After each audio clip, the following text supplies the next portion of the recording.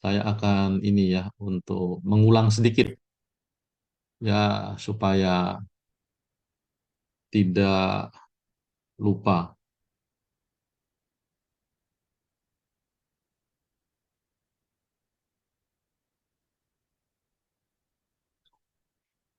Jadi saya mau mengulangi.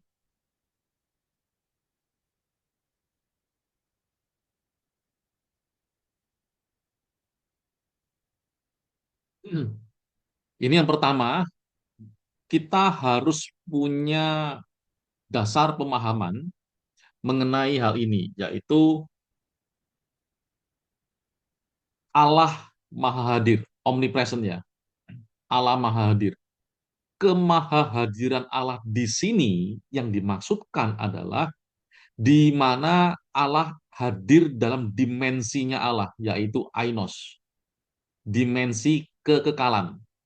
Apa yang dimaksud dengan dimensi kekekalan? Saya sudah jelaskan yang lalu, yaitu dari sebelumnya, sejak sebelumnya sampai selama-lamanya. Jadi tanda panahnya ke kiri dan ke kanan. Allah hadir sejak dari sini sampai terus ke masa yang akan datang. Artinya, kalau Allah punya rencana sebelum ini penciptaan dunia ya, di sini, sebelum dunia ada, berarti Allah punya rencana di sini nih. Anggaplah di sini. Lalu Allah di sini ya, rencana lalu direalisasikan ke sini. Waktu Allah realisasikan di dunia yang namanya dunia kronos, maka rencana yang di sini pasti terjadi di sini. Kenapa? Ingat, di sini Allah punya omnipresent, ainosnya Allah, kekalnya Allah ada di sini, juga ada di dunia kita, dan sudah ada di dunia yang akan datang. Sudah ada. Maka di sini kita tahu Allah yang zaman dulu itu sudah masih ada dan sudah ada di zaman yang akan datangnya kita.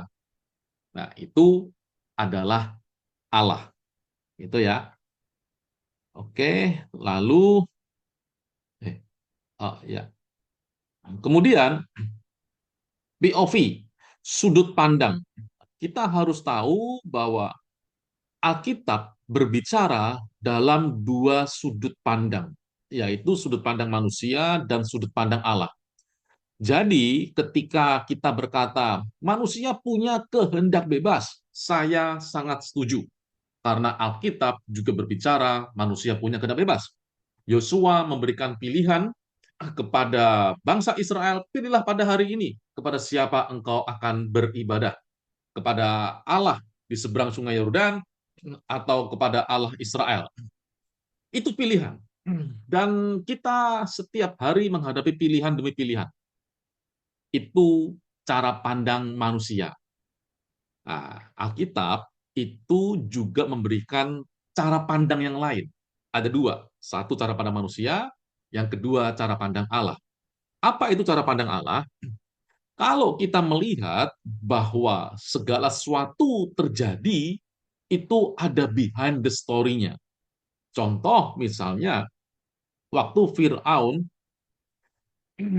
waktu zamannya Musa, mendatangi Fir'aun untuk membawa orang Israel keluar dari Mesir, Fir'aun berkali-kali mengatakan ya, lalu menolak, mengeraskan hatinya. Hatinya keras.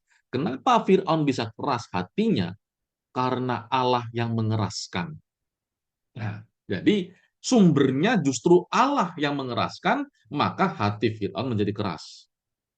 Contoh yang kedua, Esau dan Yakub. Di kitab Roma, di pasal yang ke-9, ayatnya yang ke-13 dikatakan bahwa aku mengasihi Yakub, membenci Esau. Allah lebih dahulu memilih Yakub dan bukan Esau. Karena Allah memilih Yakub dan bukan Esau, maka dalam perjalanan kehidupan mereka, maka Yakub yang mendapat hak kesulungan, Esau yang menjual hak kesulungan. Nah, itu behind the story.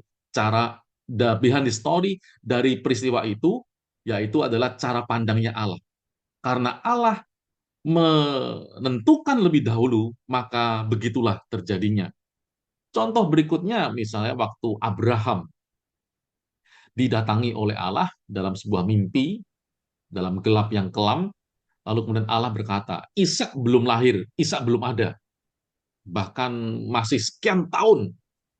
Lalu Allah itu berkata begini, keturunanmu kelak akan ada di tanah asing, akan diperbudak dan dianiaya 400 tahun lamanya. Karena itulah makanya ketika Yusuf menjadi mangkubumi di Mesir, lalu kemudian keluarganya mencari makan, bahan makanan di Mesir, setelah mereka tahu bahwa Yusuf ada di Mesir, mereka tinggal di Mesir dan mereka tidak kembali ke Kanaan. Sampai akhirnya keturunan demi keturunan, sampai akhirnya muncul Fir'aun yang tidak mengenal asal-usul Yusuf, Yakub, lalu kemudian memperbudak mereka sampai mereka ada di Mesir 400 tahun lamanya. Nah, itu behind the story, yang mana ada POV-nya Allah. Jadi Alkitab itu berbicara dua POV. POV manusia, dan yang kedua POV-nya Allah. Lalu kemudian yang berikutnya, yang lalu kita juga udah belajar mengenai Allah versus manusia, iblis dan manusia tentunya. Waktu Allah versus iblis, seolah-olah Allah dan iblis rebutan manusia. Jadi Allah dan iblis rebutan manusia, seolah-olah Allah berkata begini, kamu ikut aku. Iblis berkata, enggak, kamu ikut aku. Lalu memberikan segala macam, kalau Tuhan memberikan firman-Nya, mengutus hamba-hambanya, iblis memberikan godaan, memberikan cobaan, dan sebagainya. Lalu kemudian manusia yang memilih. Pilih mana ya? Allah atau iblis? Ternyata kalau di Alkitab itu bukan seperti itu. Bukan Allah versus iblis memperburukan manusia. Sama sekali bukan. Mengapa sama sekali bukan? Yang benar adalah Allah itu yang memegang kedaulatan secara utuh dan secara penuh. Allah itu yang memegang kedaulatan manusia dan iblis. Allah yang berdaulat, mereka sama sekali tidak punya kekuasaan untuk menginterupsi rencana Allah. Nggak punya. Kenapa? Karena Allah itu maha segalanya, maha kuasa, dan berdaulat. Karena manusia itu tidak maha kuasa, iblis juga tidak maha kuasa, maka mereka tidak bisa mengintervensi atau tidak bisa menggagalkan rencana Allah. Gitu ya. Lalu sekarang yang hari ini. Sampai di sini mungkin ada pertanyaan? Nggak ada ya? Semua sudah jelas yang kemarin saya sudah sampaikan. Nah, sekarang kita belajar yaitu mengenai gray area, area abu-abu. Apa itu area abu-abu? Jadi area abu-abu itu begini. Kita perlu tahu cara pandang Allah. Nah, ini kita harus memakai cara pandang Allah, gitu ya. Dalam cara pandang Allah, dalam Allah melihat manusia, yang Allah lihat itu cuma dua. Dalam hal keselamatan maksud saya. Orang ini selamat, orang ini tidak selamat. Allah tahu dengan jelas 100% dengan jelas.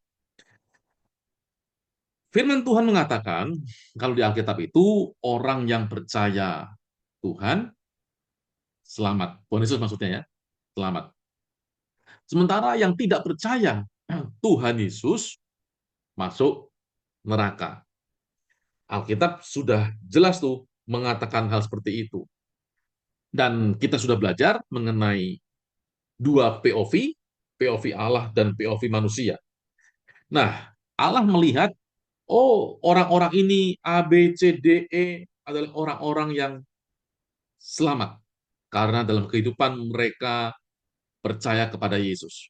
Sementara yang F, G, H, I, J, mereka adalah orang-orang yang pasti tidak selamat karena sampai mereka mati, mereka tidak mengaku Yesus sebagai satu-satunya Tuhan, atau mereka mungkin dalam perjalanan menyangkal Yesus atau apapun, tetapi ujungnya mereka tidak menerima Yesus sebagai satu-satunya Tuhan. Jadi mereka pasti tidak selamat. Masalahnya, jadi kalau areanya Tuhan itu begini, yang ada dalam cara pandang Tuhan, POV-nya Tuhan, yang ada itu pasti selamat dan pasti tidak selamat. Itu cara pandangnya Tuhan. Hanya ada ini. Sementara manusia dalam melihat seseorang adalah begini. Pasti selamat, pasti tidak selamat, dan lebih banyak area abu-abu. Ini background-nya abu-abu atau enggak ya? Saya itu buta warna sebagian, jadi saya hanya mengira-ngira. Nah, jadi POV-nya Tuhan itu pasti selamat dan pasti tidak selamat. Masalahnya manusia itu ada yang tahu, ada yang tidak. Yang tidak itu lebih banyak, yang tidak tahu maksud saya, dan yang pasti tidak selamat. Contoh, misalnya nih, yang pasti selamat, ya seperti Matius, Markus, Lukas, Yohanes, Stefanus, Paulus, Yakobus, pasti selamat. Dan kita nih yang ikut Zoom, kita yang mengaku Yesus sebagai satu-satunya Tuhan dan Juru Selamat, nah kita mengatakan, aku pasti selamat. Lalu, ada nih yang pasti tidak selamat, yang di Alkitab. Ada yang tahu siapa yang pasti tidak selamat? Siapa? Yudas, Pak. Siapa? Siapa, Bu? Yudas Iskariot. Ya, Yudas Iskariot. Yudas Iskariot dengan jelas dikatakan oleh Tuhan Yesus. Nah, tadi siang itu ya, bulan dari ya, saya sampaikan di doanya Yesus itu dengan jelas, bukan area abu-abu, tapi dengan jelas di Yohanes pasal ke-17, di ayatnya yang ke-12 dikatakan bahwa dia, yaitu Yudas, itu ditentukan untuk binasa. Nah, itu sudah jelas tuh. Sudah jelas ditentukan untuk binasa. Lalu siapa lagi selain Yudas? Saulus. Siapa, Bu? Saul, Pak. Maaf, Saul, Oh, Saul. Saul. Ya, Saul. ya. Saul. Dasarnya apa, Bu? Saul, Bu? Matinya bunuh diri ya, Pak ya? Itu bukan dasar. Bukan dasar. Kalau bunuh diri itu bukan sebuah dasar patokan dia tidak selamat. Karena dia sudah ditolak Tuhan, Pak. Tuhan sudah undur diri daripada dia. Iya, itu jawabannya. Jadi, karena di zaman perjanjian lama. Nah, saya pernah menjelaskan atau enggak ya di kelas, waktu kita berbicara sesuatu, kita jangan pernah melupakan timeline. Kisah itu ada di timeline yang mana? Cerita mengenai Saul itu ada di timeline perjanjian lama, bukan perjanjian baru. Perjanjian baru startnya, ada yang tahu start perjanjian baru itu sebenarnya ada dimulai dari mana? Ada yang tahu nggak?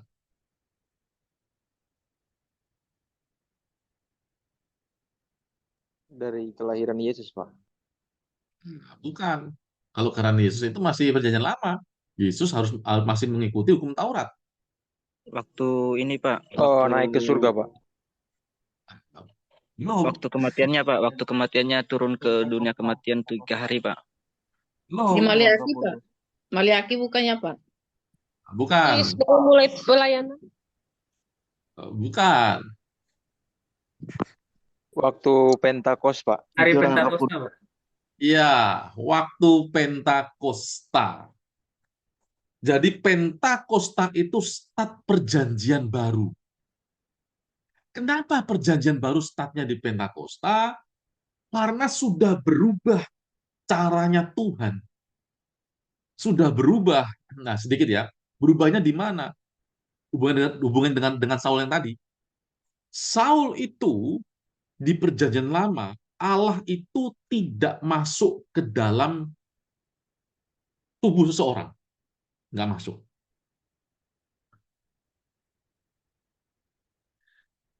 Iya, saya baca itu, baca chat. Jadi, Allah itu tidak masuk ke dalam tubuh seseorang. Perjanjian lama. Jadi, perjanjian lama itu Allah, roh Allah itu hanya hinggap, upon. Makanya kalau dalam bahasa Inggris itu upon, dalam King James itu upon. Hanya ada di atas gitu ya, upon. Artinya, sewaktu-waktu Allah bisa mundur dari hidup orang itu. Lalu, start perjanjian barunya adalah Roh Kudus pencurahan. Maksudnya apa, Pak, pencurahan Roh Kudus itu? Maksudnya itu begini, orang-orang yang hidup di zaman itu, yang percaya bahwa Yesus adalah Tuhan, yang turun ke dunia, yang mati menebus dosa mereka. Ya, kalau dalam bahasa kita sekarang, Yesus itu satu-satunya Tuhan dan Juru Selamat, gitu ya. Maka Roh Kudus itu masuk ke dalam hati mereka. 1 Korintus 6 ayat 19. Atau tidak tahukah kamu bahwa tubuhmu adalah bait atau rumah Roh Kudus? Jadi tubuhnya kita, orang-orang perjanjian baru, adalah rumahnya Roh Kudus. Kalau kita nih, rumahnya Roh Kudus nih, jadi Bu Erika, Martin, Pak Rojimi, Pak Tegas, Bu Eva, Bu Desi, Andina, Sabar Niwati, Pak Nisan, Pak Michael, Pak Aris, Bu Medina, dan yang lainnya. Kalau kita ini percaya kepada Tuhan, maka tubuh kita ini menjadi rumahnya Roh Kudus. Kata firman Tuhan. 1 Korintus 6, 19. Karena tubuh ini rumahnya Roh Kudus, pertanyaannya adalah, kalau ini rumahnya Roh Kudus, di tubuhnya Bu Erika nih, jadinya yang numpang siapa, Bu? Roh Kudus. Itu rumahnya siapa? Kita yang numpang. Yang numpang Gimana? manusia yang punya Roh Kudus. Ah, 1 Korintus 6, coba kita ini ya. Eh, Alkitab itu menarik ketika kita bisa memahami. 1 Korintus 6 ayat 19. Atau tidak tahukah kamu bahwa tubuh kita adalah bait atau rumahnya Roh Kudus. Tubuh kita, waktu kita jadi percaya nih. Artinya tubuh ini kalau rumahnya Roh Kudus, kan yang punya Roh Kudus. Kalau tubuhnya Bu Erika yang punya Roh Kudus, berarti Bu Erikanya ngapain? Jadi yang punya siapa? Yang punya Roh Kudus atau Bu Erika? Kalau Tubuhnya kont- itu. ya lihat dari kalimat firman Tuhannya Roh Kudus ya, Pak ya. Iya, Roh Kudus. Kata firman Tuhan ya, bukan kata saya ya. Kata firman Tuhan. Saya hanya menjabarkan tulisan perkataan firman Tuhan. Berarti kalau begitu yang numpang Roh Kudus atau Bu Erika? Saya yang numpang ya, Pak ya. Iya, kita yang numpang. Pertanyaannya adalah, kalau ini tubuhnya ini jadi milik Roh Kudus, apakah ada yang bisa mengusir Roh Kudus dari tubuh hidup kita? Ada nggak yang bisa mengusir? Gimana? Yang lain? Martin? Tidak ada. Gimana? Enggak ada, Pak. Nggak ada. Kalau ada yang bisa mengusir Roh Kudus, gitu ya, yang mengusir itu, Satpol PP itu lebih berkuasa daripada Roh Kudus. Gitu kan? Karena Roh Kudus itu adalah Allah yang maha kuasa, maka tidak ada satu kuasa, satu pribadi yang bisa mengusir Roh Kudus dari rumahnya Roh Kudus sendiri. Artinya, sekali Roh Kudus masuk dalam hidup kita, kan Roh Kudusnya nggak mungkin keluar lagi kan? Nah, itu kan rumahnya dia. Kalau begitu, sekali Roh Kudus masuk dalam hidup kita, yaitu waktu kita mengaku Yesus sebagai satu-satunya Tuhan dan Juru Selamat, berarti kita tidak lagi mungkin kehilangan keselamatan. Kenapa kita tidak mungkin kehilangan keselamatan? Lah, ini tubuhnya Roh Kudus. Gimana ceritanya kita bisa kehilangan keselamatan kalau ini tubuhnya Roh Kudus? Bisa dipahami nggak ya? Benang merahnya ini. Bisa, Pak. Nah, itu berbeda dengan perjanjian lama. Perjanjian lama itu Roh Kudus atau Roh Allah tidak masuk. Tidak masuk dalam hidup, dalam tubuhnya orang. Hanya upon. Hanya ada istilahnya apa ya, di atas begitu ya. Hinggap kalau kata bahasa Indonesia itu hinggap. Itu Saul. Simpson itu juga pernah. Waktu kemudian Roh Allah meninggalkan dia, kemudian dia bertobat, ya kemudian kan dia kan kembali lagi kan kekuatannya, artinya kan disertai Tuhan lagi. Itu datang lagi. Perjanjian lama itu bisa.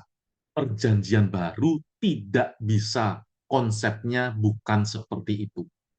Konsep perjanjian baru, sekali Roh Kudus masuk, tidak akan pernah keluar. Kenapa nggak pernah keluar? Karena itu rumahnya. Siapa yang bisa mengusir Roh Kudus? Yang bisa mengusir berarti punya kuasa, lebih berkuasa daripada apapun. Nah, ya Tapi gimana? bagaimana dengan kasus yang anak-anak Tuhan, dia ambil keputusan, dia udah percaya sama Tuhan gitu ya Pak ya. Tapi dia mengakhiri hidupnya dengan bunuh diri gitu. Padahal dia anak Tuhan. Kan tadi Bapak sampaikan anak Tuhan yang sudah percaya sama Tuhan Yesus menerima, berarti kan di hatinya udah ada Roh Kudus. Bagaimana dengan kasus yang kenyataannya banyak yang seperti itu Pak? Banyak anak Tuhan yang terhilang gitu. Ya, oke. Nanti saya akan jawab ya. Kita dengar dulu Bu Lydia. Silakan Bu Lydia. Ya, izin tanya Pak. Kalau tubuh kita ini bait Roh Kudus seperti yang Bapak jelaskan dan kita numpang, Roh Kudus tidak mungkin keluar dari tubuh kita. Eh, Matius 7 ayat 21 gimana itu Pak? Ya. Pertanyaan bagus. Itu dicatat ya. Untuk Selasa depan saya akan jawab. Gitu ya. Selasa depan akan jawab karena itu begitu saya menjelaskan jawaban di Selasa depan, jawaban presentasi, maka pertanyaan itu akan terjawab. Matius 7, 21, padahal dia ini sudah bernubuat, sudah panggil nama Tuhan, begitu ya. Nah, sekarang saya mau jawab yang Bu Erika. Jadi, ini memang satu hal yang masih sebenarnya ada di gray area. Tapi saya berusaha untuk menjawabnya, Bu Erika. Apa yang maksud dengan bunuh diri? Definisinya apa dulu? Supaya kita satu paham. Menghilangkan nyawanya sendiri Pak. Mungkin seperti itu. Yes. Bagaimana dengan orang yang sudah tahu risiko di jalan, nggak pakai helm, ngebut, itu apakah sama dengan bunuh diri? Karena begitu dia terjadi sesuatu, risikonya mati dan dia tahu itu risikonya. Apakah itu Kalau lihat juga sedang... kasusnya berbeda Pak. Nah, makanya bedanya apa? Bedanya pada saat orang yang di lalu lintas itu dia kebut-kebutan, dia tidak bermaksud untuk membunuh dirinya. Mungkin dia cuma ya lalai ya seperti itu. Tapi kalau yang bunuh diri itu dia memang sudah diniatkan gitu Pak. Nah, Diniatkan untuk dia mengakhiri hidupnya. nah, itu satu poin. Jadi, salah satu definisi dari bunuh diri adalah dia punya niat, gitu ya. Jadi bukan sekedar sebuah tindakan, tapi niat, gitu ya. Nah, sekarang kita melihat nih, bagaimana dengan orang-orang yang punya niat mengakhiri hidupnya, berarti dia ini sudah tahu risikonya nih. Dia sudah tahu risikonya. Kalau dia ke sana, dia akan mati. Dan dia tetap ke sana. Dan dia mati. Apakah itu sama dengan bunuh diri?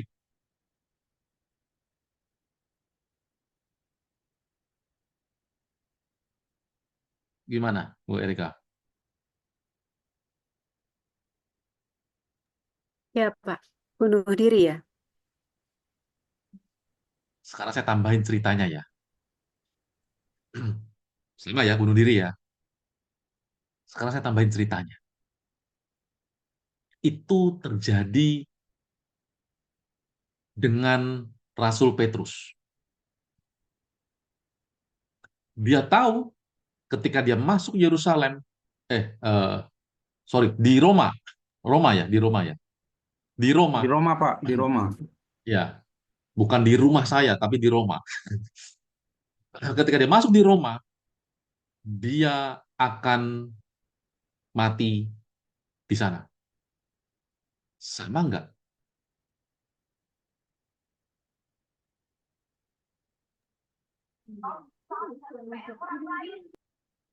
Bingung ya? Kalau ditambahin seperti itu kayaknya beda deh, Pak. Ih, sama loh. Dia Beda tahu, banget. Paulus dia tahu, juga, Pak. ya, Paulus juga, Pak. iya. Paulus sudah dilarang sama Roh Kudus untuk ke Yerusalem, dia tetap pergi ke Yerusalem. Dan akhirnya itu yang membawa dia mati di Roma. Jadi, Saya pikir motif juga perlu jadi pertimbangan sih, Pak. nah ini makanya ini saya belum menjawab sih. Saya hanya melemparkan bahwa tidak sesimpel itu ternyata untuk mengatakan ini bunuh diri, ini enggak gitu. Karena ternyata setelah kita masuk makin dalam, ternyata nggak semudah itu kita mengatakan bunuh diri. Karena kalau hanya sekedar bunuh diri, kan definisinya adalah ya aku bermaksud untuk mati. Rasul-rasul juga bermaksud untuk mati akhirnya. Karena ketika menghadapi penganiayaan, maksudnya kan ya gue mati begitu. Dan matinya tapi kita tahu bahwa mereka mati dalam bahasa kita jadi martir gitu ya. Dalam bahasanya mereka apa? Lu bunuh diri. Lu sangkal Yesus, lu itu bunuh diri. Lu itu sama dengan bunuh diri. Dalam perspektifnya mereka ya. Orang-orang yang penguasa, yang penganiaya itu, kamu sangkal aja udah. Selamatkan hidupmu. Dalam perspektif kita, enggak. Dia bukan bunuh diri. Karena kita nggak pernah berpikir seperti itu. Gitu ya. Jadi sebenarnya ini suatu hal yang memang agak tricky, agak sulit gitu. Kita bisa memberikan sebuah definisi mengenai bunuh diri. Dan kalau kita melihat ya di Alkitab itu, apa sih standarnya orang tidak selamat?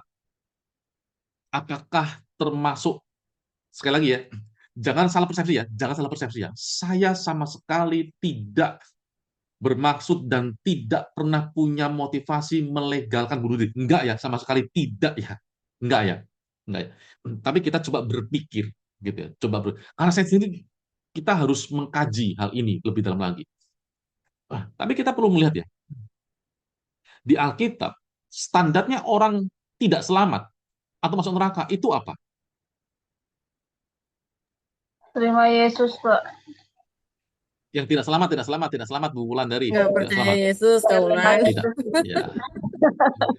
Kebalik Tidak ya, kebalik. pribadi, Pak. Tapi Pak Yotam, tapi kalau bicara tadi kan bunuh diri itu kan bicara keinginan ya Pak. Berarti kan motifnya keinginan. Tapi kalau pakai analogi Bapak, apa namanya pergi naik motor pakai helm kan itu bicara resiko Pak. Kalau menurut saya kayaknya Ya. itu berbeda deh Pak. Nggak bisa Nah, disamakan. Betul, makanya tadi kan sudah ketemu tuh jawabannya itu mengenai motivasi. Makanya tadi kan akhirnya ketemu tuh motivasi. Sekarang yang motivasi itu kita bahas. Yang kemudian yang tadi saya baru ngobrol tuh sama Bu Erika mengenai orang-orang yang ngantar nyawa untuk dibunuh. Kenapa dia begitu? Motivasinya adalah dia tetap mau percaya Yesus. Itu kan bagi orang yang ngebunuh itu ya, atau Kaisar Nero nih, lu bunuh diri. Kan begitu kan persepsinya mereka? Begitu. Nah, kita lihat nih di Alkitab nih, kita lihat. Ya, tadi sudah dijawab ya sama Bu Wulandari bahwa orang tidak masuk surga, tidak selamat, itu syaratnya tidak percaya Yesus sebagai satu-satunya Tuhan dan Juru Selamat. Gitu ya. Apakah ada sebuah syarat lagi, satu saja, bahwa orang tidak selamat adalah dengan cara mati? Ada nggak? Nggak ada, Pak. Sekali lagi ya, saya tidak pernah mengatakan melegalkan bunuh diri. Enggak ya. Kenapa firman Tuhan mengajarkan di kitab Korintus bahwa Tuhan itu membukakan jalan keluar kepada orang-orang yang berseru kepada dia. Maksud saya itu begini, jangan kita menghakimi di sana.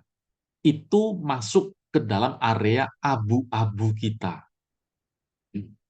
Yang tadi itu masuk ke dalam area abu-abu. Kita nggak tahu, kita tidak tahu. Masuk dalam area ini, area abu-abu.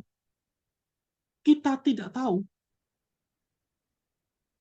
Apakah bunuh diri itu masuk surga atau neraka? Masalahnya di Alkitab tidak pernah memberikan sebuah clue. Bahkan clue saja. Clue itu apa ya? Tunjuk kecil. Gak ada. Yang ada itu hanya contoh. Yudas cara matinya bunuh diri. Saul cara matinya bunuh diri. Tapi itu contoh. Coba misalnya begini. Ini ada sebuah cerita. Kisah nyata. Saya pernah diceritain nih. Pernah diceritakan. Yang membuat saya itu berpikir bertahun-tahun lamanya. Sekali lagi ya, saya jangan disclaimer dulu ya. Saya sama sekali tidak mengatakan dan sedang tidak memberikan opini mengenai bunuh diri. Itu nggak apa-apa. Bukan ya, sama sekali nggak ya. Tapi coba kita lihat ya, sebuah realita. Ada seorang misionaris perempuan. Perempuan nih. Dia tertangkap, saya lupa ceritanya, oleh tentara mana begitu. Dan dia disiksa, mengalami penyiksaan panjang lebar, gitu ya. Bukan dalam waktu yang singkat, bukan dalam waktu satu hari, 2 hari, tapi bisa waktu itu kejadiannya sampai bertahun-tahun. Masalahnya bukan sekedar penyiksaannya. Maaf kata, dia diperkosa oleh laki-laki, oleh semua laki-laki yang jadi prajurit, dan itu terjadi setiap hari. Coba kita yang jadi perempuan itu, kita yang jadi perempuan itu, lalu kemudian dia melakukan tindakan ekstrim, yaitu dia bunuh diri. Cuma saya lupa ceritanya dia bunuh dirinya dengan cara apa, saya lupa. Coba, mungkin bukan kita, mungkin coba kita berpikir itu kerabat kita. Maaf kata, misalnya orang tua atau anak. Saya mau tanya nih, kalau itu kerabat kita, bayangkan ya, itu kerabat kita atau diri kita sendiri, apakah kita berani mengatakan kerabat kita itu masuk neraka?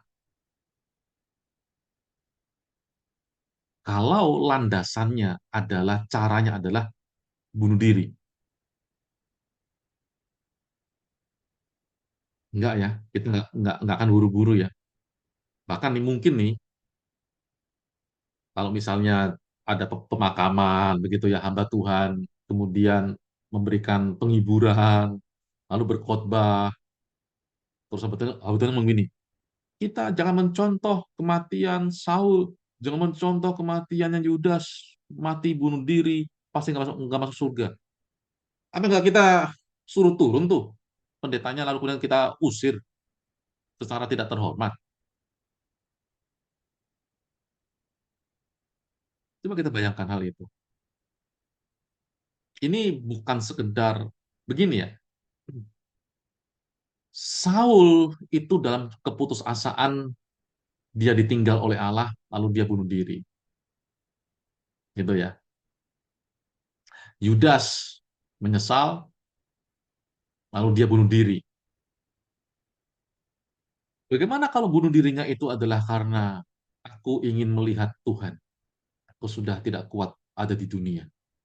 Motivasi. Di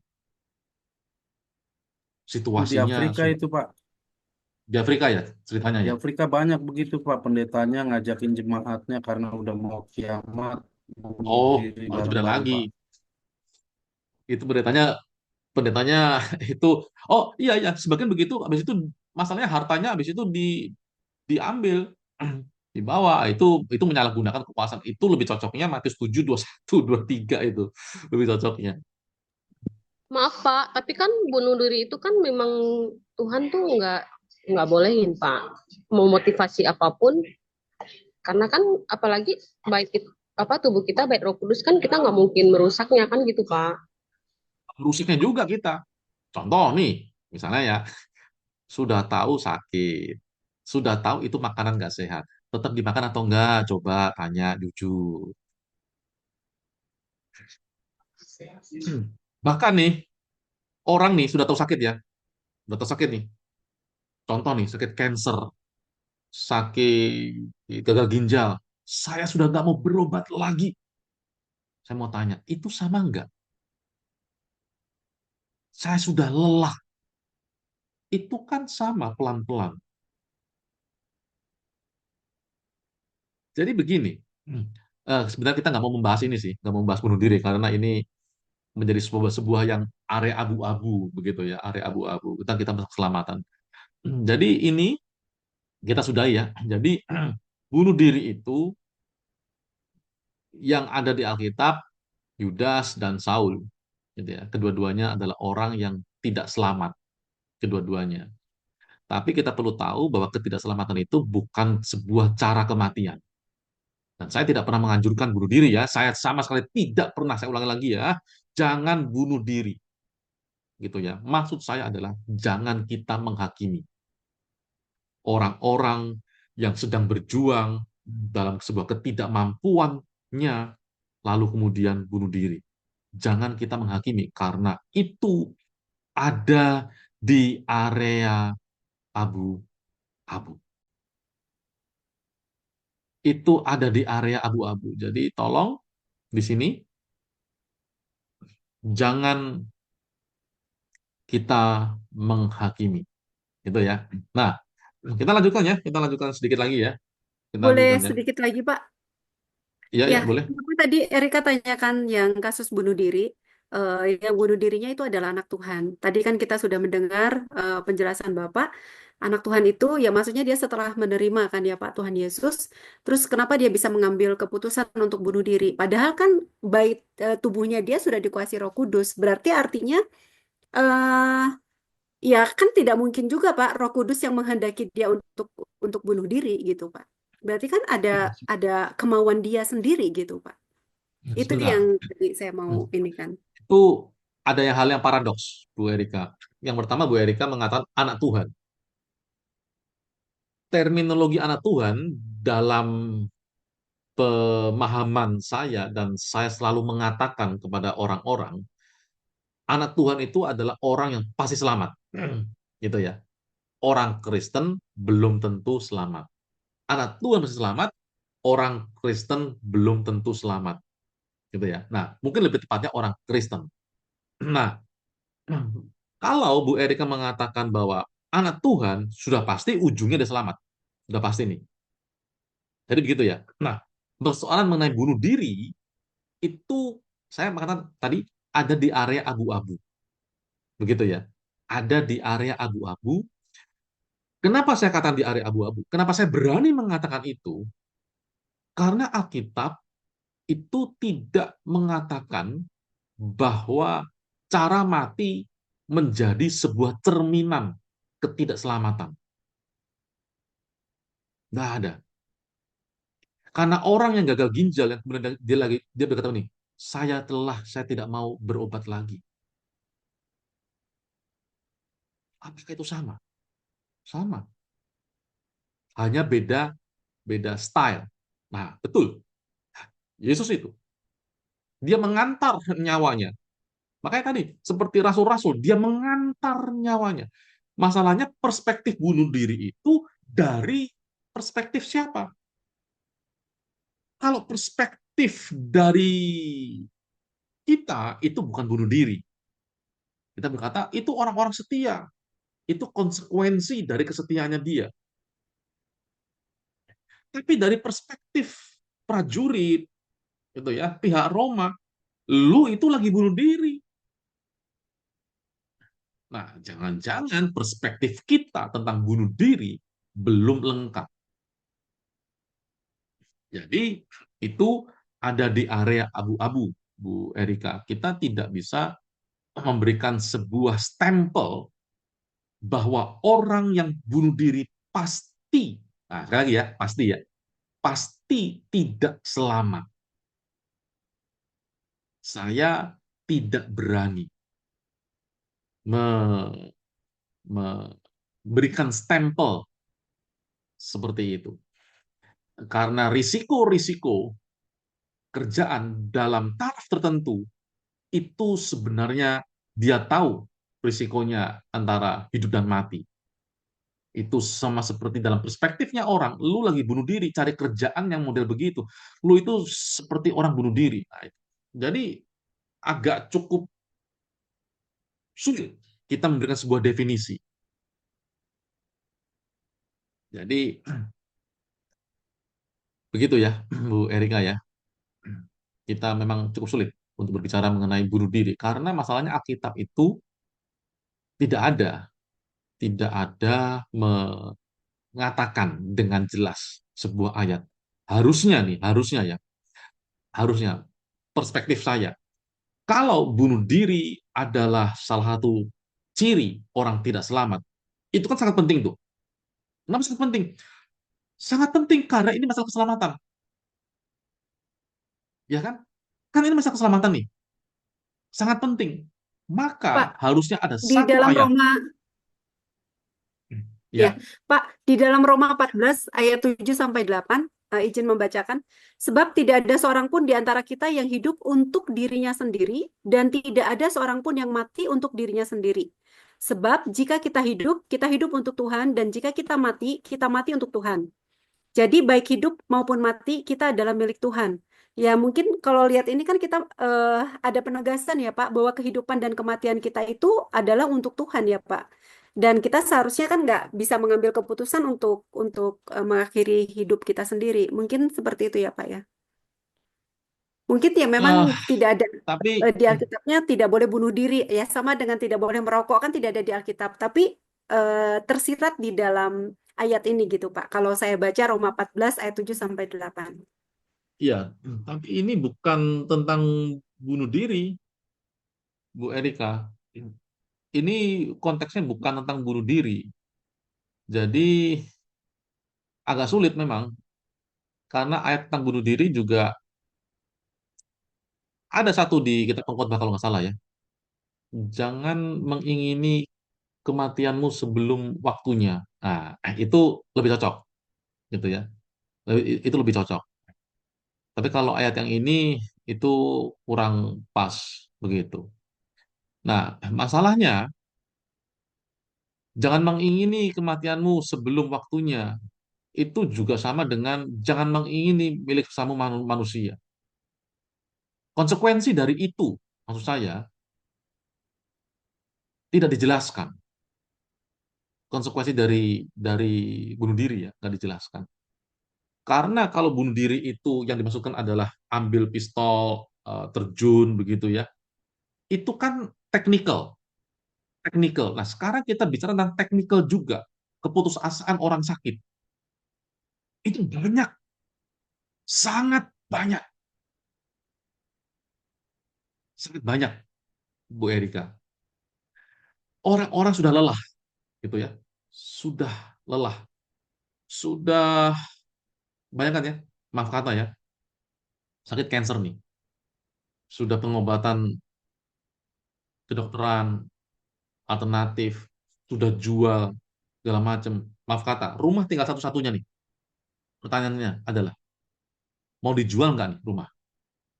Dijual untuk pengobatan, nggak dijual, dia tidak diobati, sama saja dia tinggal tunggu waktunya.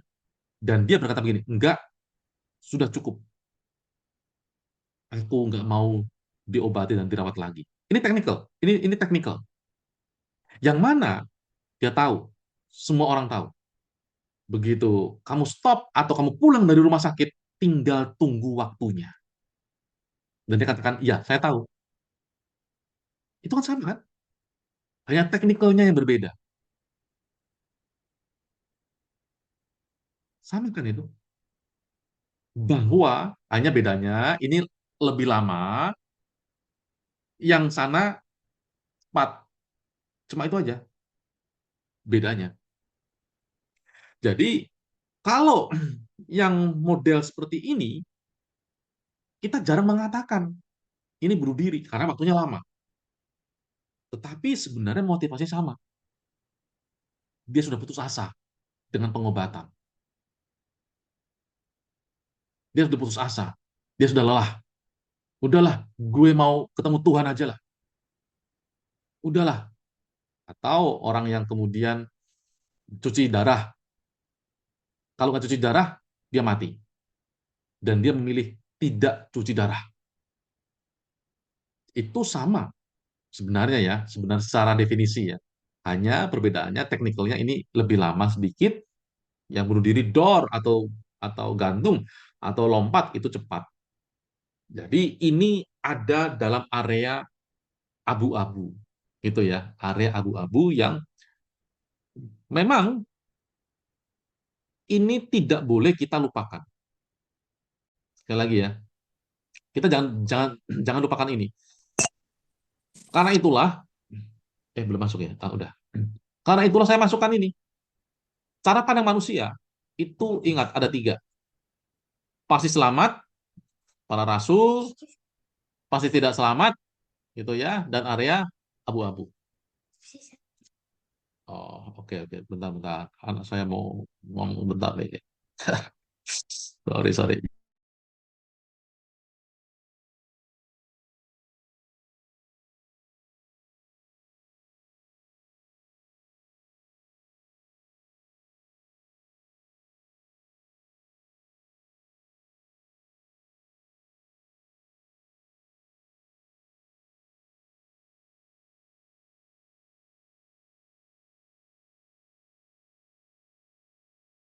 Ya, sorry, sorry. Ya, terinterrupt. Jadi begitu, ya, itu ada di area abu-abu. Contoh lagi nih, contoh lagi ya, Bu Erika ya. Contoh yang di area abu-abu ya. Bagaimana dengan anak-anak yang diaborsi? Bahkan mereka ini, ya gimana orang belum terima Tuhan?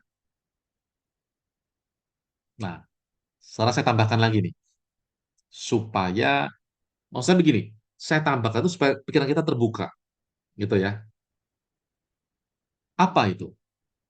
Kan mereka ini kan, ya gimana, oh, lahir aja belum, jadi bayi aja belum, tumbuh aja belum, baru maaf kata masih di rahim, bagaimana mereka bisa mengakui Yesus adalah Tuhan? Pertanyaannya, apakah semua anak yang diaborsi di seluruh dunia sepanjang zaman adalah orang-orang yang pasti tidak selamat?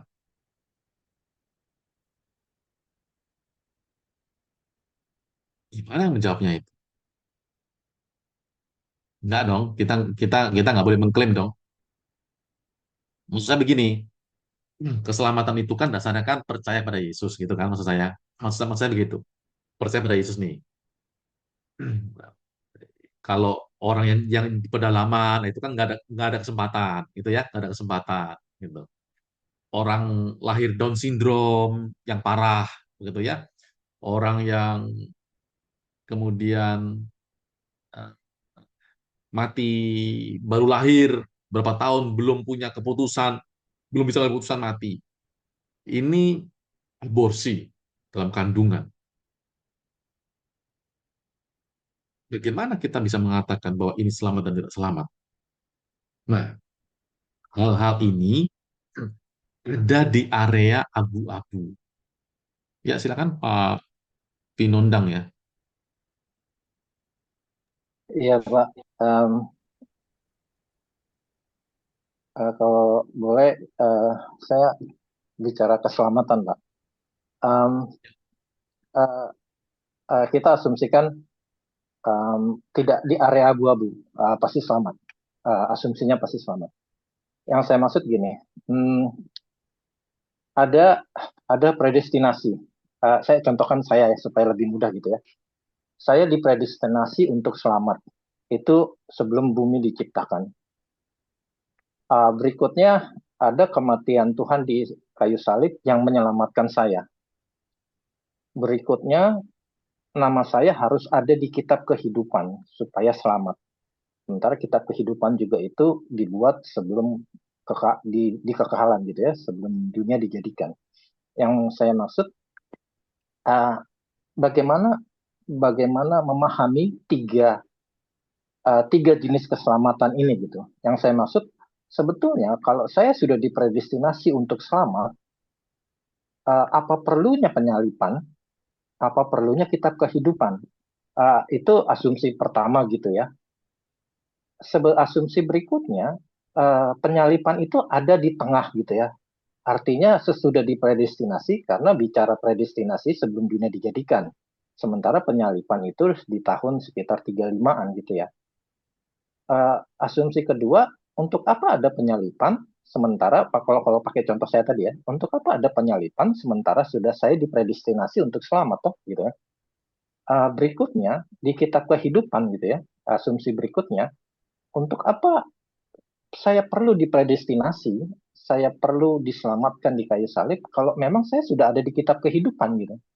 Itu kan predestinasi tidak mungkin gagal.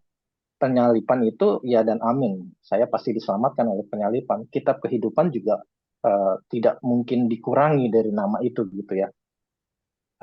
Itu Pak pertanyaan Pak. Makasih Pak. Ya, terima kasih. Ini saya share screen ya. Jadi mengerti maksudnya Pak Pinondang. Pertanyaan bagus. Jadi begini Pak. Yang Pak Pinondang maksudkan adalah ketika saya sudah ditulis dalam buku kehidupan di sini ya, buku kehidupan nih, gitu ya, selamat, gitu ya. Untuk apa Yesus disalibkan di sini, gitu ya? Karena begini, Pak Pinundang, ini ada di dimensinya Allah, dimensi rohaninya Allah.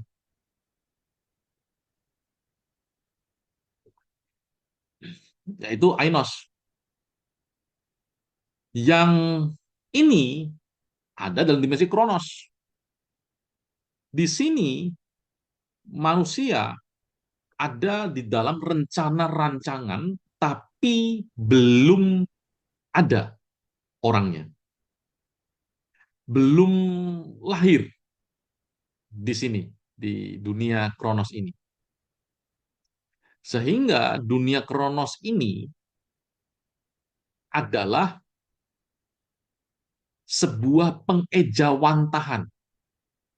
Pengejawantahan itu apa ya? Sebuah Pengaplikasian. ya pengaplikasian merealisasikan. Nah, ya. Jadi dunia kronos ini adalah sebuah realisasi dari rencana Allah. Nah, ini ada tulisannya realisasi. Merealisasikannya di sini. Ini ada dalam dunia rohani. Masalahnya manusia tidak diciptakan di dunia rohani, tapi manusia diciptakan di dunia kronos. Berbeda dengan malaikat, itu diciptakan di dunia rohani.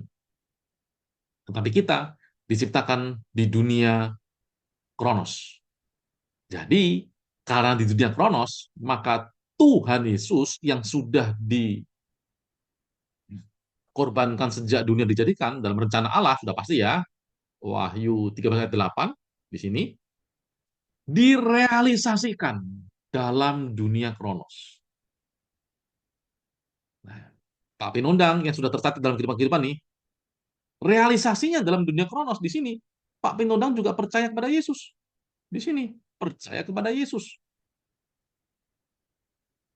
Jadi, dunia kronos itu adalah sebuah dunia realisasi dari rencana Allah. Karena itulah, makanya dunia ini tetap harus ada. Begitu, Pak Pinondang. Eh, Mungkin harus dimasukkan juga Pak di apa di skema tadi itu predestinasi Pak. Yang saya maksud pemilihan Pak, yang melatar belakangi adanya keselamatan itu.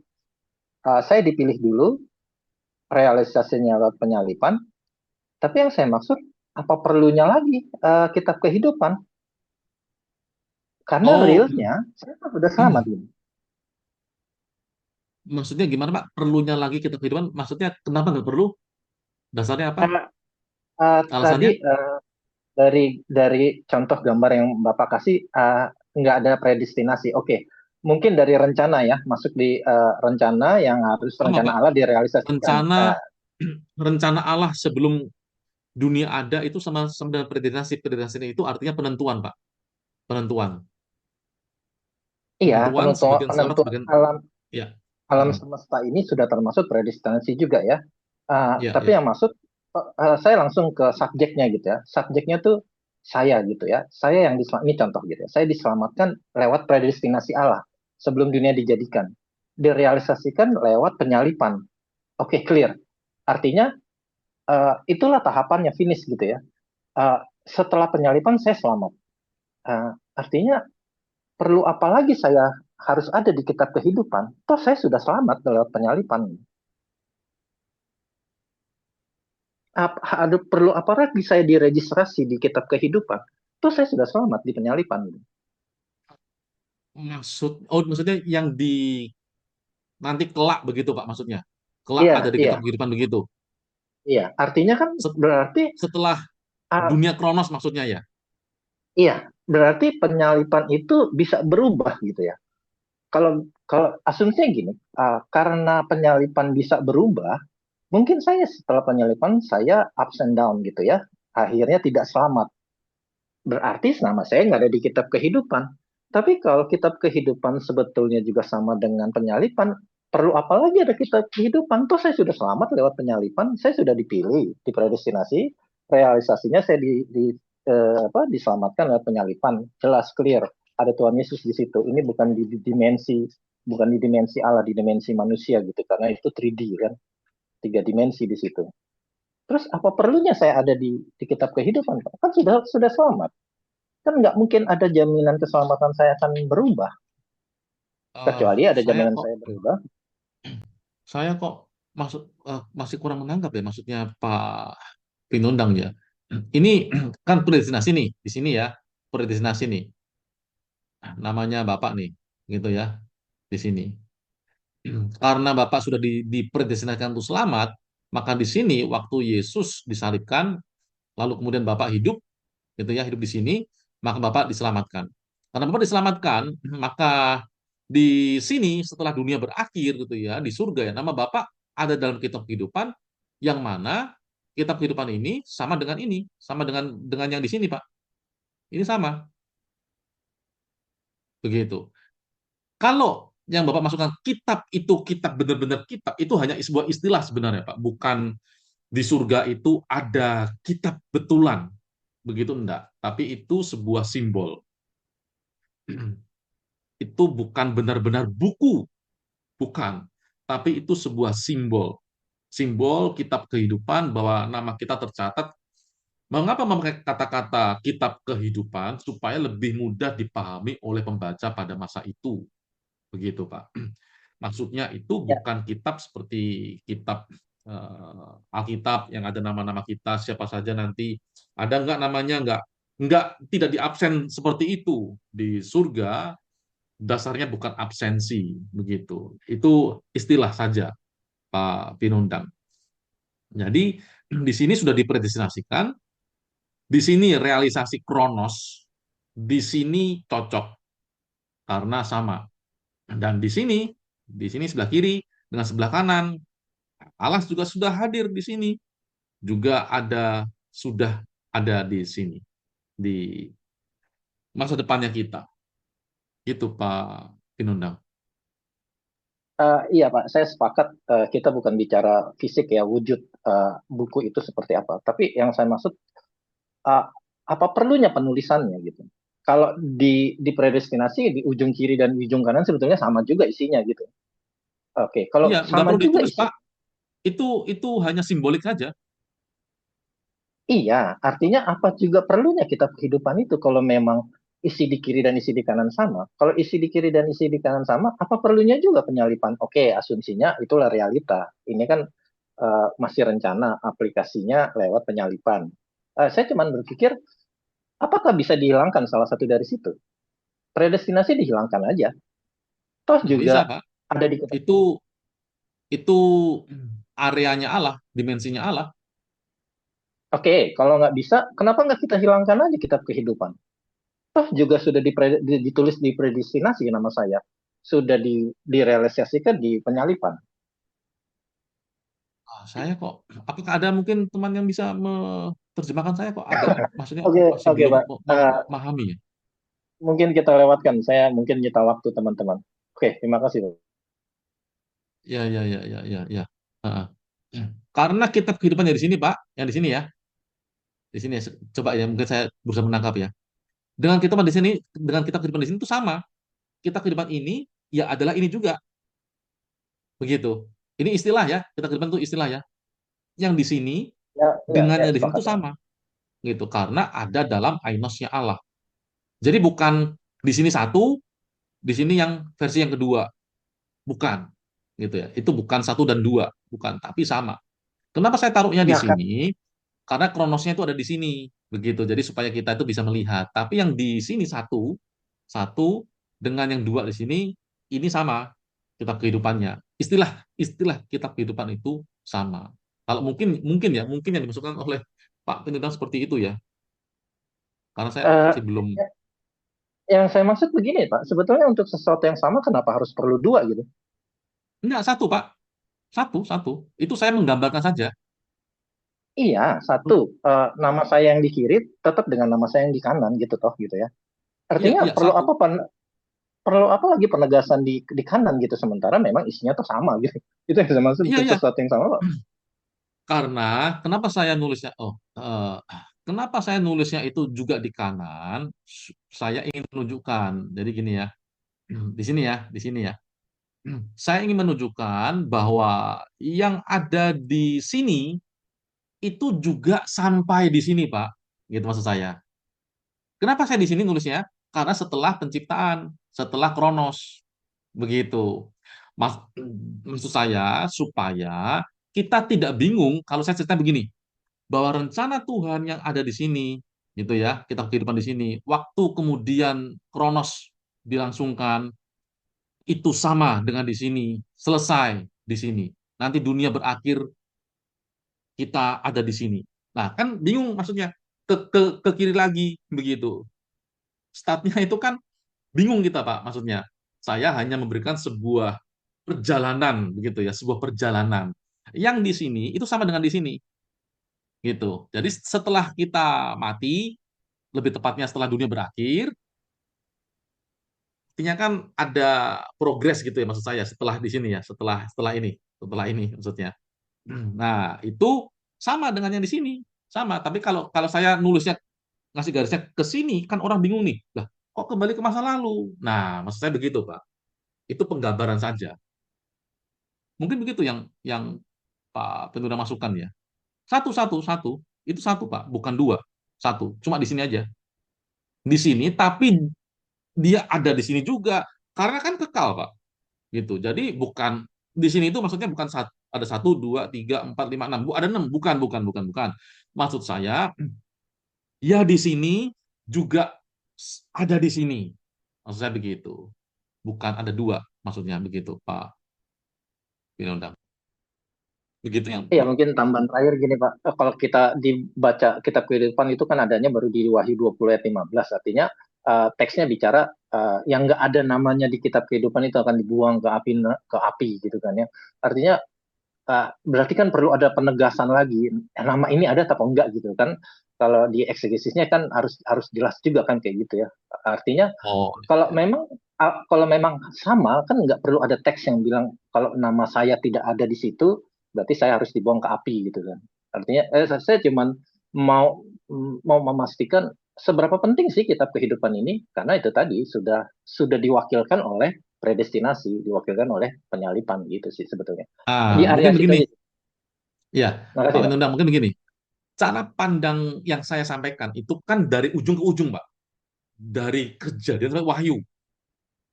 Yang kemudian saya rangkai menjadi hal seperti ini. Tapi di Alkitab itu kan tidak berbicara seperti saya ini. Bagian per bagian, pasal demi pasal. Nah, yang Wahyu itu pasal yang ini. Pasal yang ngomongin kitab kehidupan. Di Efesus ngomongin pasal sebelum dunia ada. Nah, begitu. Jadi, nah dari pasal-pasal ini kemudian saya rangkai supaya kita memahami. Nah, jadi istilah-istilah itu yang tidak selalu ada di dalam pasal-pasal yang lain. Istilah kitab kehidupan itu hanya ada di Wahyu, ada di kitab Keluaran, gitu ya. Tapi tidak ada di Efesus, begitu. Nggak ada di Efesus tuh yang apa sudah dipilih sebelum dijadikan. Pertanyaannya nanti begini, buku kehidupan itu sejak kapan? Kan harusnya kan ada sejak kekekalan. Tapi kok nggak ada ditulis? Nah, penekanannya bukan di sana sebenarnya. Artinya bahwa buku kehidupan itu artinya nama kita itu sudah tercatat sejak dari kekekalan. Sebelum dunia ada, sebelum segala sesuatu ada, nama kita sudah tercatat. Jadi sebenarnya itu sebuah istilah saja. Begitu sih, Pak Pinondang. Ya, semoga bisa dipahami ya. Oke Pak, terima kasih Pak. Ya, satu lagi yang saya mau sampaikan, saya sampai sini sudah memahami ya. Jadi cara pandang manusia itu pasti selamat. Contohnya seperti nabi-nabi gitu ya. Pasti selamat, rasul-rasul pasti selamat. Kita bisa ngomong pasti selamat. Sebagian kecil sekali yang kita tahu pasti tidak selamat. Saul, lalu kemudian Yudas pasti tidak selamat. Fir'aun pasti tidak selamat. Kita bisa ngomong nih. Tapi yang area abu-abu itu jauh lebih banyak. Contohnya adalah misalnya Ibu Bapak pernah dengar, ya saya nggak boleh sebut nama ya karena nanti ini kan masuk ke YouTube. Beberapa tahun yang lalu ada salah satu tokoh nasional dan juga tokoh politik, salah satu partai terbesar di Indonesia. Dia itu bercerita bahwa dia waktu beribadah dalam ibadahnya dia di satu tempat di sana didatangi Tuhan Yesus sendiri. Dia cerita itu di gereja. Mungkin YouTube masih ada kalau mau dicari. Nah, dia bilang begitu. Dia terima Tuhan itu. Dia tinggalkan kepercayaannya. Sekian tahun namanya tidak ada dalam kancah politik. Hilang namanya. Saya dalam hati begini, tahan nggak dia? Namanya tiba-tiba lenyap. Nggak ada. Karena dia bersaksi seperti itu. Sekian waktu lamanya, namanya muncul lagi dalam kancah politik. Bapak tahu? Dia sudah menunaikan ibadahnya yang sebelumnya. Kembali ke agamanya yang sebelumnya. Sampai kemudian dia mati. Nah, itu masih area abu-abu. Kenapa area abu-abu? Karena kita tidak tahu saat menjelang kematiannya itu, apakah ada di waktu-waktu tertentu, waktu dia mau mati, dia ingat temu Yesus, lalu kemudian detik-detik terakhir, menit-menit terakhir dia bertobat, ampuni aku Tuhan, aku sudah menyangkal Engkau. Masalahnya, peristiwa detik terakhir itu kita nggak tahu, gitu ya. Ini kan saya mengumpamakan kalau itu terjadi, gitu ya. Nah, itu area abu-abu. Contoh lagi yang ada di Alkitab. Yang sebelah mana? Yang sebelahnya Yesus yang bertobat? Sebelah mana? Kayaknya nggak disebutin deh sebelah mana. Jangan. Iya, betul. Tidak disebutkan ya. Tidak disebutkan. Jadi, kalau kita hadir di masa itu dengan pengetahuan kita sekarang nih, gitu ya. Dengan pengetahuan kita sekarang, kita hadir dalam penyalipan itu, kita kan ngomong gini, dua-duanya nggak selamat. Kenapa? Karena pembicaraan itu kan yang dengar kan cuma Yesus sama sama ini, sama apa yang disalibkan itu. Ya, sama ada muridnya. Tentu, pasti ya. Kita nih yang ada yang agak jauh nih, yang nggak dengar nih, kan tidak mendengar percakapan itu. Ya kan? Kita mengatakan itu selamat, salah satunya karena ditulis.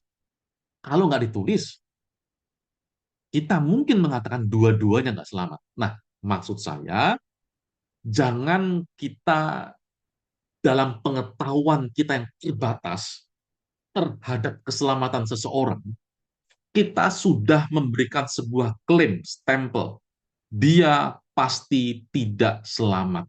Itu tidak boleh. Tidak boleh.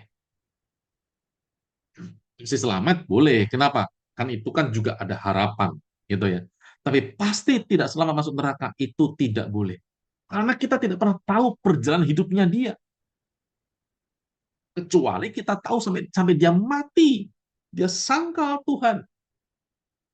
Sampai mati. Nah, itu kita bisa mengatakan pasti tidak selamat. Tapi seberapa banyak kita bisa tahu itu? Mungkin seumur hidup kita belum tentu kita tahu sampai akhir hidupnya orang, ya kan? Jadi maksud saya, jangan kita buru-buru memberikan sebuah stempel. Ini pasti tidak selamat. Gitu ya. Jadi area ini perlu dipahami. Satu bagian lagi, yaitu konsistensi sifat Allah. Ini penting.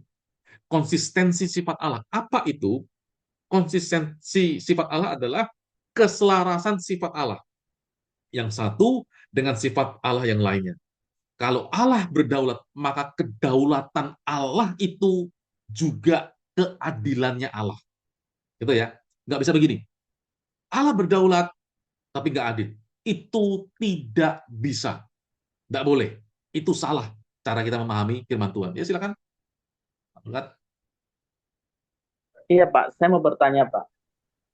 Kalau misalnya begini Pak, bahwa ada orang yang nggak diselamatkan mungkin karena perbuatannya tadi Pak. Bukankah itu menjadi sebuah kegagalan bahwa dari Gimana, awal? Suaranya agak kurang jelas sedikit supaya saya nggak salah paham. Ya Pak, maksudnya begini Pak. Kalau misalkan begini, ada orang yang nggak diselamatkan. Nah, maka timbul suatu pertanyaan lagi bagi saya Pak, bahwa kan sejak awal kan Tuhan sudah merencanakan segala sesuatu nih Pak. Yang artinya bahwa ketidakselamatan orang itu adalah termasuk di dalam sebuah rencana Tuhan. Nah, kalau misalnya orang itu tidak selamat, nih, karena rencana Tuhan tadi ya, karena kita kembali ke awal bahwa semua adalah rencana Tuhan. Maka berarti kita bisa beranggapan bahwa Tuhan itu tidak adil terhadap manusia ini, Pak. Karena itu asumsi. Asumsi itu Pak ya. Kesimpulan itu asumsi. Oke, oke, terus lanjut. Iya Pak. Soalnya kan begini kan, karena ibaratnya saya yang merencanakan nih Pak. Misalnya saya merencanakan orang ini akan diselamatkan. Tetapi ada juga saya merencanakan orang ini nggak diselamatkan begitu. Ya, Nah, betul. saya rasa semua di sini pasti sepaham bahwa Tuhan itu tidak adil kalau dalam hal seperti itu, Pak. Karena kan dia yang merencanakan, Pak. Kecuali bukan Saya dia yang tidak merencanakan. saya tidak sepaham. Saya percaya Tuhan adil. Saya tidak sepaham. Ya, jadi Pak Berkat, Iya, Pak. tahan itu pertanyaan sampai di slide depan. Karena saya menjawab itu. Jawabannya adalah begini. Bukan jawaban sih. Maksudnya gini. Pertanyaan itu akan terjawab. Kenapa? Karena selasa depan saya akan menjawab atas dasar apa Allah menentukan seseorang, mempredestinasikan seseorang selamat dan reprobasi ketidakselamatan seseorang. Dasarnya apa? Jawabannya bukan kedaulatan. Itu ya. Kalau Calvin itu memberikan jawaban itu kedaulatan Tuhan. Selesailah sudah, kita nggak bisa tanya. Walaupun itu benar ya, maksudnya begini, kedaulatan itu benar, tapi itu kan maaf kata, itu kan seperti suka-sukanya Tuhan. Iya, Pak, Karena itu Pak Tuhan maksudnya. itu, kenapa? Karena rencananya kan dari awal kan gitu, Pak. Jadi suka-sukanya Tuhan tuh gitu. Iya, tapi asumsi saya bukan suka-suka, melainkan ada dasar. Nah, dasar ini apa? Kenapa Allah pilih ini selamat dan yang ini tidak?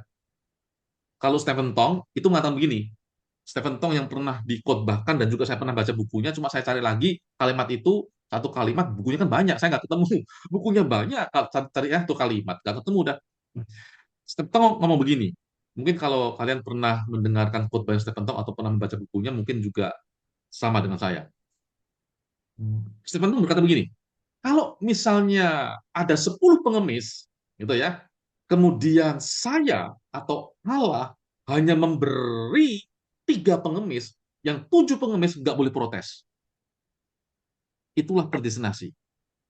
Stephen Tong berkata seperti itu. Stephen Tong, atau ada nggak? Nggak ada ya, yang pernah dengar seperti itu. Stephen Tong ngomong begitu. Cuma masalahnya, saya waktu itu punya asumsi. Kenapa Allah pilih yang 3, yang 7 tidak? Dan penting nih, kenapa Allah kecenderungannya yang ini dan ini? Kenapa tidak yang itu, dan itu? Kenapa? Pasti ada dasarnya dong, nggak mungkin tidak. Karena Allah kalau bekerja, kalau melakukan sesuatu, bukan random. Ini semua bermula dari dirinya. Kenapa saya ingin begini? Karena ada standarnya. Nah, itu jawabannya masa depan. Jadi, masa depan itu nanti Pak Berkat sama tadi siapa? Bu Lydia, nah, itu nanti jawabannya. Setelah Selasa depan, maksudnya saat-saat Selasa depan ya, ada pertanyaan yang belum terjawab, silahkan ditanyakan. Karena semua yang berkenaan dengan predestinasi, yang apapun, kan terjawab dan akan saya jawab. Gitu ya. Apapun. Maksudnya Pak Berkat itu. Karena itu sebenarnya Selasa depan. Nah, yang ini, yang gray area, area abu-abu, dan yang kedua, konsistensi sifat Allah. Kalau Allah itu berdaulat, maka kedaulatannya Allah itu adalah kedaulatan yang adil. Gitu ya. Bukan begini. Allah berdaulat, tapi nggak adil. Itu tidak mungkin. Allah itu konsisten sifatnya. Gitu ya. Tidak mungkin.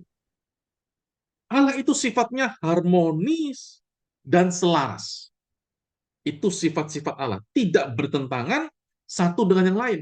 Tetapi utuh sifatnya. Nah, saya mau menggambarkan seperti ini sifat-sifat Allah. Ya, semoga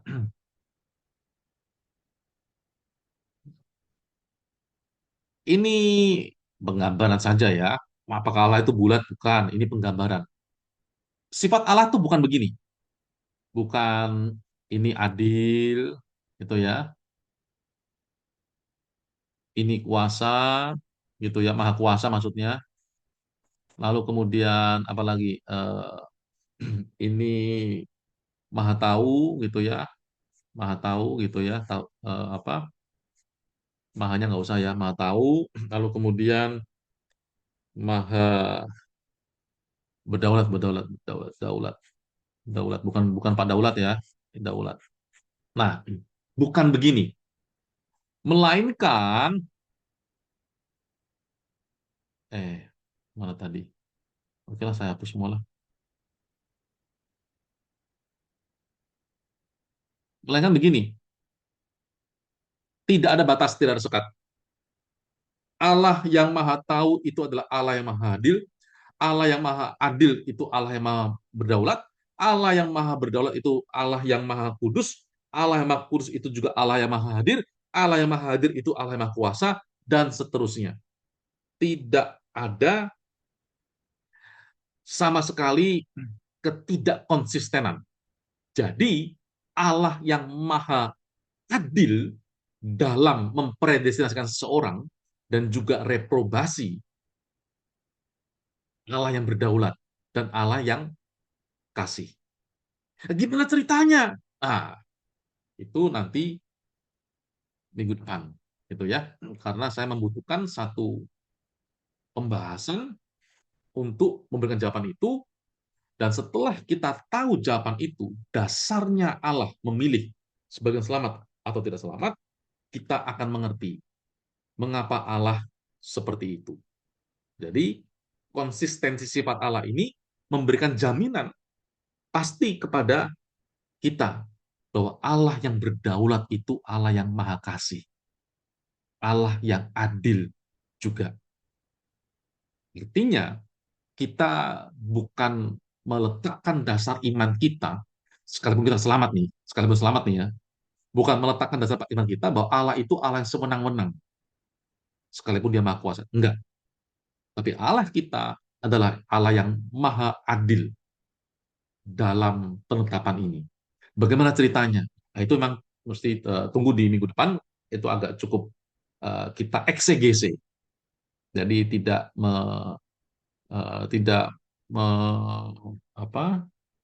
keluar konteks gitu ya. Tapi kita sesuai dengan konteksnya. Dalam dua pembahasan ini, area abu-abu dan konsistensi sifat Allah, apakah ada yang mau ditanyakan?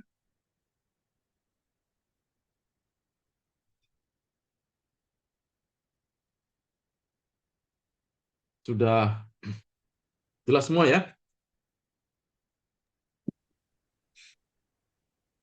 Ya, Bu Juliana?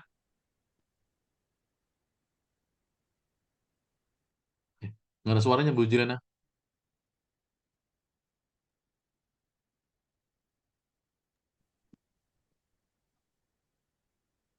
Nggak kedengeran suaranya, Bu Juliana. Nggak ada suaranya.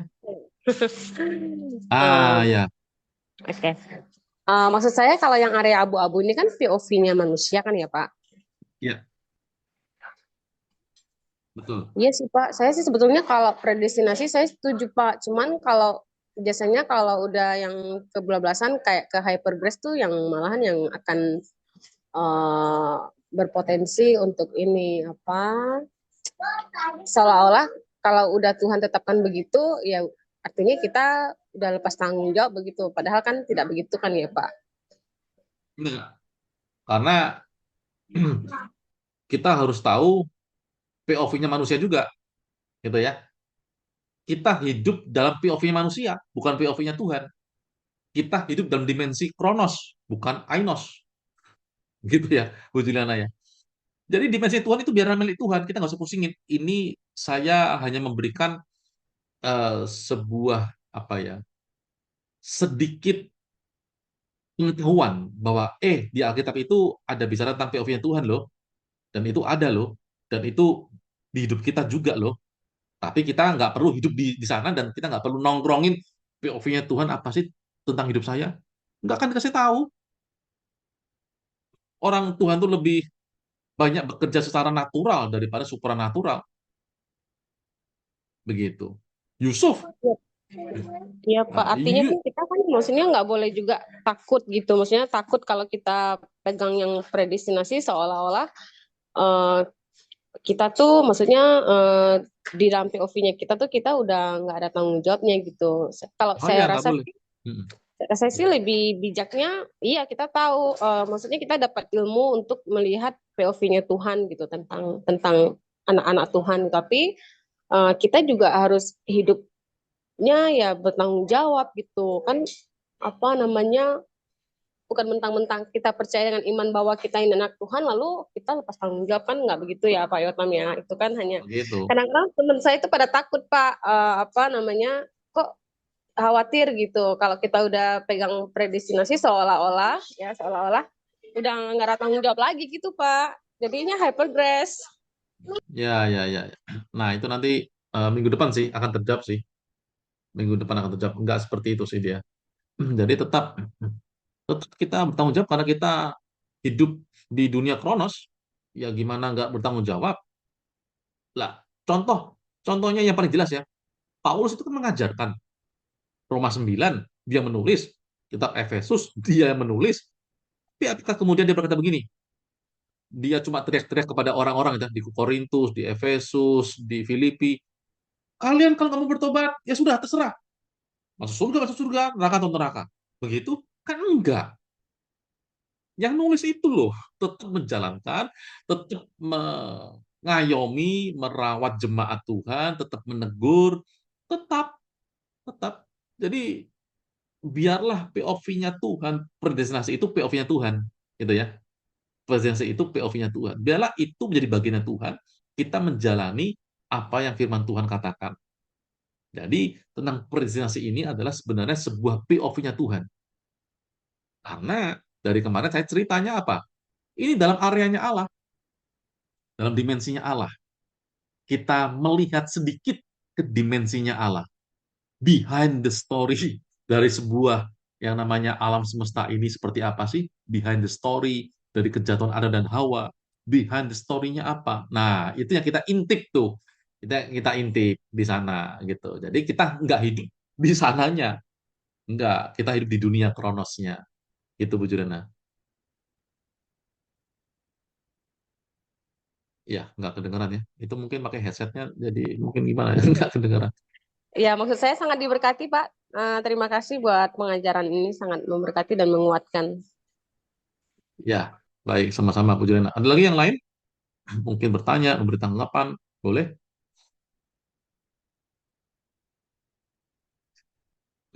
Ya, kalau saran saya kalau belum melihat yang seri-seri sebelumnya bisa dilihat supaya karena nanti minggu depan saya akan memberikan jawaban dan semua pertanyaan itu ada jawabannya dari seri 1, 2, 3, 4 sampai yang kelima ke minggu depan. Semua pertanyaan itu ada jawabannya. Yang tadi yang ditanyakan Bu Lydia, Matius 7, 21, 23, lalu pertanyaan siapa lagi tadi? Bu Erika atau siapa ya? Itu semua nanti terjawab. Atas dasar apa Allah memilih.